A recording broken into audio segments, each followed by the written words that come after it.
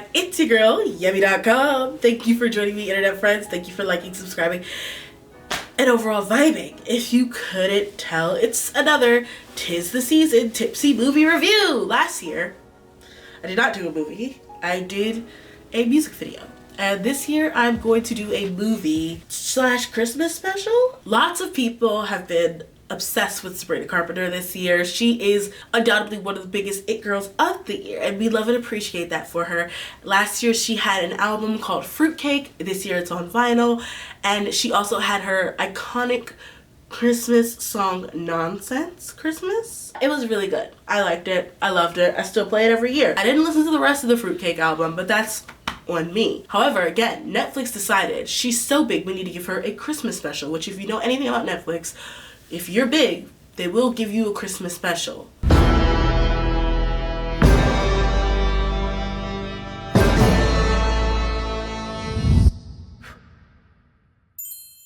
Or if you're connected to Lindsay Lohan. With that being said, I'm going to be talking about A Nonsense Christmas. If you're living under a rock, A Nonsense Christmas, like I said before, is Sabrina Carpenter's Christmas special. I watched it tipsy and made copious notes, and I'm going to share those notes with you right now. After that, I will be telling you what drink I will be giving it. Heads up, I do not talk about things that I really don't like on this channel unless you're Jay Park, the one time I did it. So I obviously liked this Christmas special to some degree, but I do have like thoughts and little moments to talk about and little tidbits.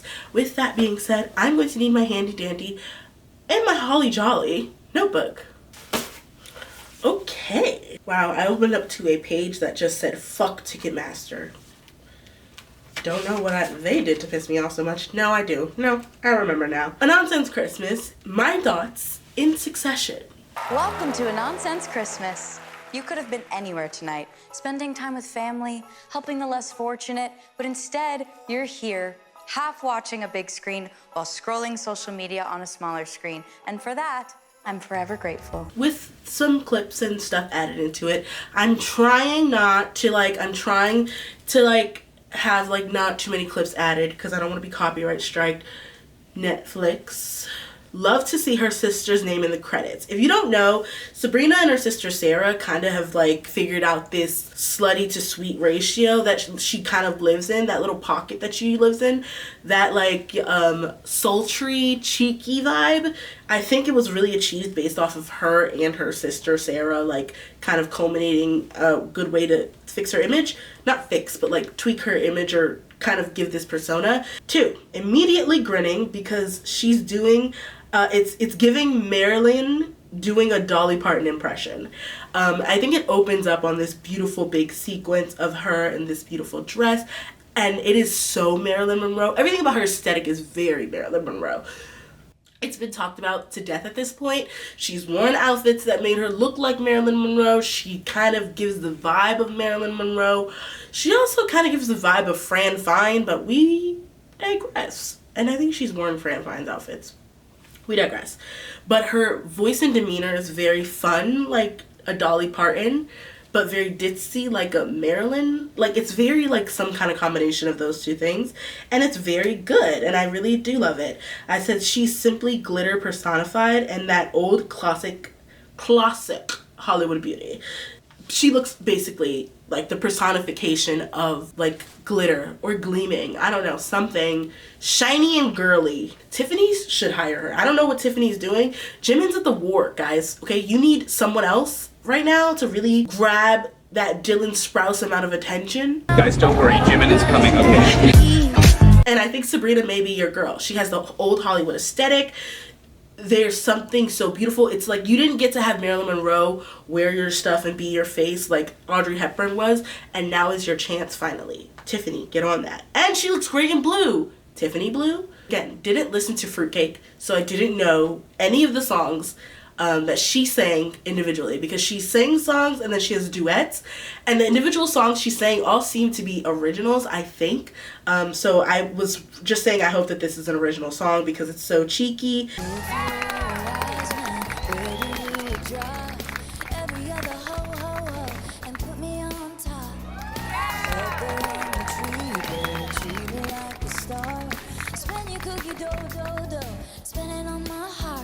and just fun, just like her. So I figured it was, but I was hoping. I love that she does a fourth wall break, and like a quick change as well. Like, it's so funny. It killed me. It's so self-aware.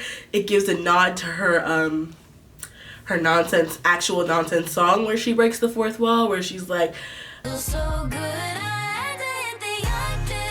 I think she has like fourth wall breaks within that song. I think it's very funny. All her fourth wall breaks always remind me that she's an actress as well, which is so easy to forget. Like Ariana Grande, it's so easy to forget that they're actors, but they are, and I love that. It adds again to the cheeky, to the mischief, to the fun. Feels like she's winking at the camera and letting us be in on the joke with her. I said I would have loved to seen her as Glinda because, again, like I mentioned Ariana Grande, she was just giving that airhead, beautiful, ditzy, fun, popular. Like, I just saw Wicked. So, like, I could see her doing a popular. I would love to see her doing a popular. Obviously, I'm glad we got Ariana in the role. Whatever, I'm not saying we shouldn't have. But popular was definitely a thing I was thinking about seeing her doing in an outfit. And she's blonde. She could do it. Maybe on Broadway. Maybe she'll revive it.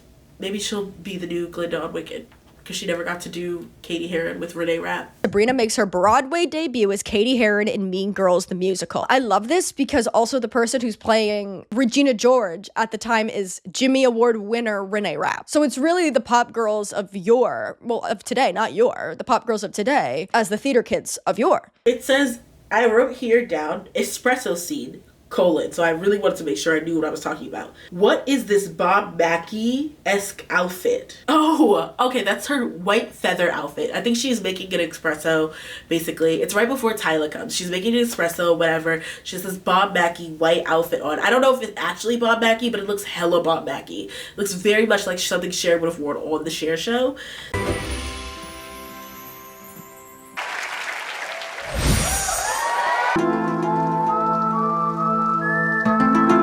So I really wrote, only Cher, her, and possibly Zendaya can wear Bob Mackie from now on, because the girls eat it down. At least anything that looks Bob Mackie-esque, which is very like showgirly, but like red carpet showgirly. I said ...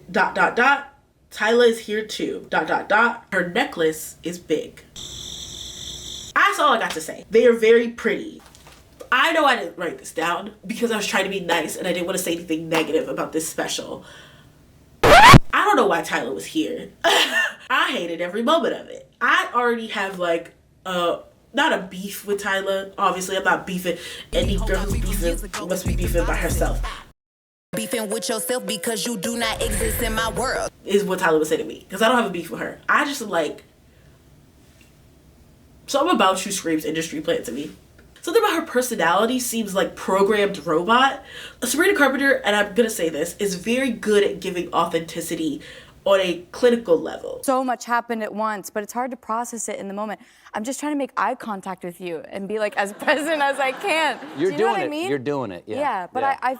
I feel so lucky. Singing is all I've ever wanted to do. Writing songs is my favorite thing in the world. So the fact that I could do it and people listen is sentimental, but it's a gift. So I'm very grateful. Well, you seem appreciative of the gift.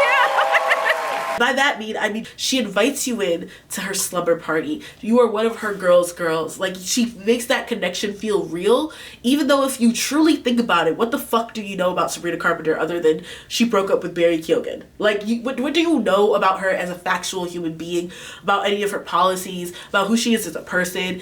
You don't know any of that because she's perfectly curated this online presence to really mimic a best friend relationship without actually giving you any of her soul. You know what I mean? She's very clear and clinical about it, but she's very good at making you feel like your friends. Tyla has none of that. Tyla feels like someone programmed her to act like Sabrina, and it's ChatGPT acting like that kind of natural charisma that Sabrina has, because what Sabrina does is not done without charisma and cheekiness. It has to be done with charisma and cheekiness. It's the only way it works. I would also like to dispel right here that this is a black versus white issue, because I have seen that argument made before that why do we like Sabrina's cheeky, bratty, witty, weird, quirky, fun girl attitude as opposed to Tyla's. A lot of people who defend Tyla, understandably, are like, this is a race thing. You have a problem with the uppity African, which, as an uppity African myself, I want to say is different. There are plenty of girls who do the cheeky, bratty, girly girls thing that are also not white. The first person that comes to my mind is Becky G and Anita. You could move on to K-pop and talk about Le Sserafim or even Rosé in her most recent album. And if we really want to stay with the Africans, you can talk about Ira Star and Gucci. Like, they both have cheeky, fun personalities.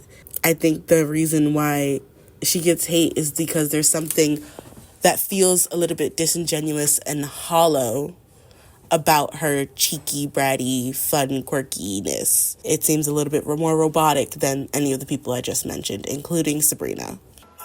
And that's Christmas. And that's Christmas. But Tyla feels like she's trying to do that rather than it's just an effortless thing. It feels way more cold and calculated. And that's just my thoughts on Tyla in general. So, like, seeing her in this and seeing her right next to the exact thing that she's attempting to be is so off-putting. Also, she was singing some very weird notes. She was choosing very weird notes, but that's not on me. Neither here nor there. Whatever. Next scene. I forgot even what they sang, honestly. I think it was like, oh no, it was This Christmas, which was a waste of a good song. Who else could I have seen her doing that with? Like, if she had done like JoJo or Tori Kelly, I feel like I would have appreciated. She could have had Halsey come in. Halsey could have done that. Like, something. Not to replace a black woman with a white woman. Halsey's mixed. Never mind. Throw Halsey in there. Like, I don't know. Someone else. Her suburban white life does not upset me, which is surprising. It comes off as like, I lived in a typical white family in Pennsylvania. I mean, other than my dad being a cheater. That's your traumatizing story, mama? That's my trauma. I mean, no, I'm not gonna yuck your yums. There are no shames here. This is not a, what is the word from Ginny and Georgia? Oppression Olympics. Because if we're gonna play that game, let's do it. Oppression Olympics. Let's go. Usually I get annoyed when people are like really suburban. Like when you just live your white suburban life, I get very heated. I don't know why. It's just like, Wow, you must have had it fucking good. There's a little bit of jealousy, obviously. Am I jealous of white people? Yeah, they live like, I feel like they live nicer lives sometimes. Or just like the finish line was just so much farther ahead. You have to be what? Twice. What? Twice as good. Twice as good as them to get half of what they have. I'm not annoyed with her. I mean, like, you know, like we're seeing her home videos. I was like, okay, cute, I guess. I love the outfit change that she did for the power ballad. I also said that I swear I've seen Jennifer Coolidge in this look, which I think I have. Maybe something similar. Maybe when she was on Two Broke Girls. But it was very beautiful. I loved it. And again, her voice was lovely. Then she moved on to a scene where she was with these two actors. I'm not actually familiar with their work. I'm sure they're very popular and important, but I'm not familiar with their work. It was just like a scene of like her fucking Santa Claus. That's not what happened, but like essentially Santa Claus was her boyfriend. This is actually insane, but that's Santa Claus, right? Oh my God. What kind of a messed up thing is that to say? What? Debbie, it's not messed up. Hello? Come on, the big white scruffy beard. So, he did No Shave November. He has the classic big belly. Yeah. And there it is, the body shaming. Wow. What is this, Mean Girls, the movie, the musical? Sick reference though, bro. Oh, thanks, bud. Dude, your references are out of control. Everyone knows that. And she was giving Clueless vibes. Like, her outfit was giving very Clueless. She was being very funny and obtuse to the fact that Santa Claus was, in fact, her boyfriend. He's jolly, he's sweet, he's not Santa. Okay, we'll drop it. Guys, if he was Santa, then why is he so good in bed? Bro, relinquish reality. These are the plot lines. You know the meme of, like, Santa giving you what your heart's desired when you were a child and only Santa would know? And her thing was like, man, when I was a kid, I always wanted to do a duet with Shania Twain. If he's really Santa, then he'd know the only thing I asked for as a little girl was to sing a duet with Shania Twain. Sorry. And then all of a sudden Shania Twain comes out in a Christmas outfit. And, like, slay. Like, okay, flex on us. Like, that's hilarious, but it's also a great way and a great lead up to this duet that's about to happen. This auto-tuned hell is auto-tuned hell. I'm pretty sure there was auto-tuned somewhere. Oh, she had a fucking weird rap song. Who is my brother-in-law? Giving gifts fills me with joy. Wrapping up each little toy. Eyes so brightly, ooh and ah. What the f do I get my brother-in-law? I don't remember what it was for. I think it was either the scene of like where she didn't know what to get her brother-in-law for Christmas, which was very fucking funny. Do not get me wrong. The scene itself was hilarious, but the auto-tune of it was giving Taylor Swift, where she was singing the song with T-Pain. T-Swift and T-Pain rapping on the same track. It's a thug story. Tell me, can you handle that? I had a dream last night. I had hot top Nike. I had diamonds in my mouth and diamonds on my mic. Like, that's what it was giving. Immediately saw Caliucci, cried. I'm prepared. Literally what I wrote was, I'm prepared for this Caliucci duet to change lives. And it was beautiful. It was beautiful and it was lovely. I said, they sang, it was beautiful, but I hate this song and would have preferred an R&B version of a Christmas rapping or Christmas Baby Please Come Home. I'll mention Christmas rapping again later, so I'll put a pin in that. I don't like Saw Mommy's Kissing Santa Claus. It's my least favorite Christmas song. It's the most creepy, which is crazy because there's so many creepy Christmas songs, but there's just so many other songs she could have sang. I would have preferred her to sing this Christmas. Like, I would have preferred anything else. I think the perfect song would have been Christmas Baby Please Come Home for the two of them.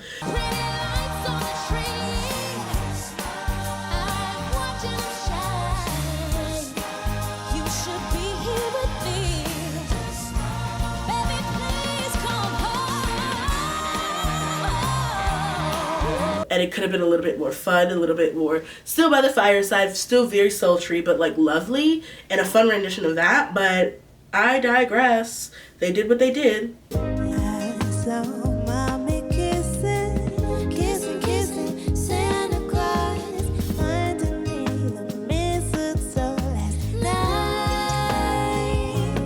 And then I wrote in all caps, because this is very serious to me, I have a feral love of Nico Duffer.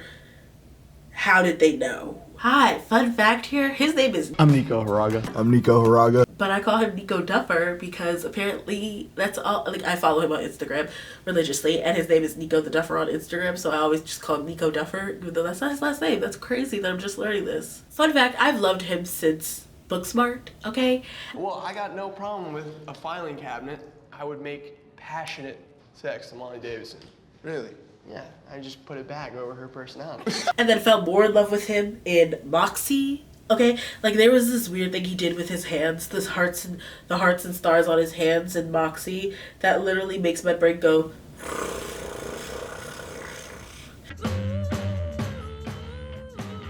That's hot. And then when he was in Booksmart, and he was supposed to go to Stanford, I never forget that scene. Oh, Tanner, where are you going to school? I'm playing soccer at Stanford. Stanford University. What are you guys talking about? That's... No, yeah, Stanford. I follow him on Instagram because it's like, he's exactly what 18-year-old me wanted in a man. I like a dumb I know, man. it's so sweet. I like dumb men. Men, stay dumb. Stay dumb, men. Skateboarder, edgy, feels like he respects women, but is super hot. Like, that's what I wanted. And in my mind, I was like, she could have chose anyone. Why did she choose him? She read my mind. She's been reading my journals. Like, the only thing that could have been more of a personal attack is if it was Aldous Hodge, or I don't know, S. Coops from 17, or Sugar from BTS. That would have been more of a personal affront to me. Like, but this is pretty fucking close. Ghosted Past is hilarious. Was this written by Quinta? And then she appeared in the scene, and I was like, she must have had a hand in writing this, because it was the writing was actually too clever for like what we've seen in the other scenes. This was very funny, cheeky, clever. This felt the most like smart in the way that Quinta is, but cheeky in the way Sabrina is. I did say that, didn't I? I am the spirit of ghosted present. And is it just me, or are you ignoring me until I go away? Ellie, I didn't even like that. You love bombed me for a month and then I never heard from you. Is it something I did? Is it? It's not you. It's him. It was a very hilarious, like, skit that they did. Basically, Nico was what is he? Ebby Scrooge. It's Christmas. What are we, 12, dude? No, we have content to create. Yeah. Be here at 9 with a ring light and Nobu breakfast sushi, okay? Like, he's the David Dobrik, Logan Paul equivalent. We gotta make the content. Like, fuck your life, fuck your living situation. We do it for the con. I do it for the con. Like, kind of a guy, which his name is Ebby Scrooge. He's Ebenezer. And instead of the ghost of Christmas past, the ghost of Christmas present, the ghost of Christmas future, it's the ghosted of Christmas past. So Sabrina plays the girl. He's ghosted and has not hit back. Quinta plays the girl he's currently ghosting, and then Cara Delevingne comes out of nowhere and just plays the girl that he's like going to hook up with and then ghost. It's very funny. He changes his ways in the end, which I'm just like, I said, I knew it. She's here, and he's clearly into tiny girls. That was what I said before the Cara Delevingne popped up, but like it was giving. I like tiny girls because it was Quinta and Sabrina. Crazy. And then I wrote, I'm an uncle to a daughter, which is one of the lines he said, and I was like, that was nasty work because that is every man ever. I'm a good guy. I'm an uncle to daughters. I'm a father to a daughter. I'm an uncle to a niece. I respect women. How can I not respect women? I have a niece. I have a daughter. I have a cousin. He's like, no, you still fucking suck. But him going, I'm an uncle to a daughter is hilarious because it's still fucking true, but it's way funnier than saying I'm an uncle to a niece. Because it's just a clever way to make the joke new and funnier. Cara Delevingne is still better in this than she was in Suicide Squad. The scene after that is her duet with Chappell, which is the thing that we've all been waiting for, the thing that's bated breath. Again, Blossom and Bubbles are finally united here. It's crazy. And they sang Last Christmas, I believe.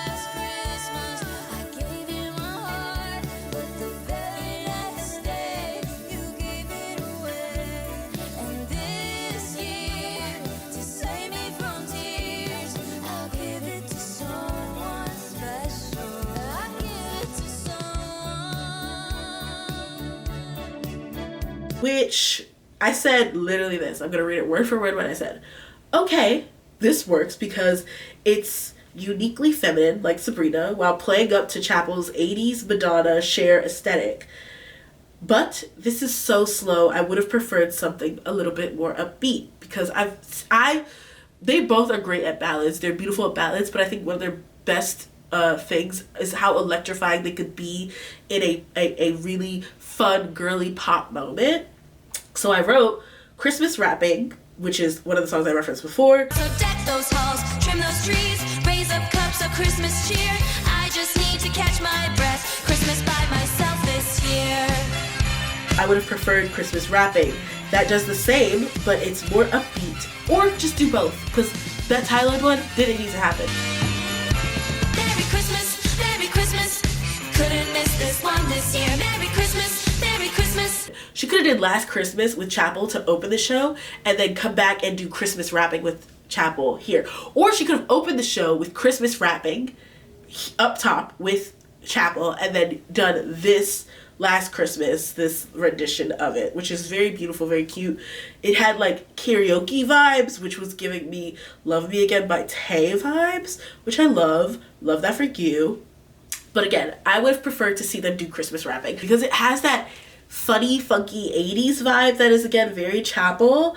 But it also has like a girly funness to it that is very Sabrina. Not that Chappell's not a girly fun girl, but like that's Sabrina's aesthetic is like girly fun girl, and then Chappell's is like 80 fun megastar alien. And I think that Christmas Wrapping could have been a fun way for them to do that. But I also did really love hearing their voices, and they both look stunning in the green. Oh my goodness. I will say this looks like the most fun she's had so far in a duet. Her duet with Shania was beautiful. Her duet with Tyla existed. But this duet, this one felt like she was having the most fun performing. Even like outside of duets, like this felt like the most fun she performed, even in the solo stuff that was following. Good, you look so beautiful. I look so straight. You look so straight. I love that we have a reminder that Sabrina is not for the male gaze, but she is for the girls and the gays. For the girls, and it's like an outfit. For the men, there's nothing there because there's nothing here for the men. and then for the gays, literally has an outfit. It's very funny, and it's like a little cheeky little nod that, like, I think someone, I can't remember who mentioned it. I think it was an Instagram comment or something where they were talking about Sabrina, or maybe it was a commentator. I don't know who it was. But they're talking about Sabrina and how weird it is that she could get up there on stage in lingerie every night, because that's what she's wearing. She's wearing a Teddy lingerie, like when she performs on Short and Sweet. She can get up there in lingerie and it doesn't feel gross like it was for the male gaze. It feels fun and flirty and girly. It doesn't feel like over sexualized. She can wear the sexiest things, but it doesn't feel over sexualized. It feels fun and flirty and girly. I think one of the biggest things or ways to like portray that is like her, what is that what is that clothing brand, Skims, her Skims like shoot. I think that's the best way to put it, because that's like literally a lingerie wear, and yet like when I look at hers opposed to when I look at other people's, hers just feels more flirty, fun sleepover vibes rather than like, you know, sexy. The next thing I wrote was the purple number. She had like a purple dress. She wears it in a black and white scene, so you only get to see it in color, like very fewly at the beginning and at the end. But it gives me Megara from Hercules, and I love that and appreciate that. It's a good one. Good night, everybody. You didn't think I was gonna leave you crying on Christmas, did you? Yeah, Cindy Lou Who would hit harder after a fast-paced song, but this was amazing. This is where I, like, my critique of, like, I would have preferred them to do Christmas rapping in that moment and then go into Cindy Lou Who as a ballad to, like, and then, because Nonsense Christmas is the last one, so it would be, like, fast, slow, fast. But Cindy Lou Who, that performance, fucking beautiful. I'll put as much as I can here because someone has got to see it, but it is stunning. While he was soul searching, he found someone better. Cause you make him happy like I couldn't do. Cindy Lou Who. Her on that piano is honestly stunning. It gives me Dumb and Poetic, and when she does Dumb and Poetic in concert.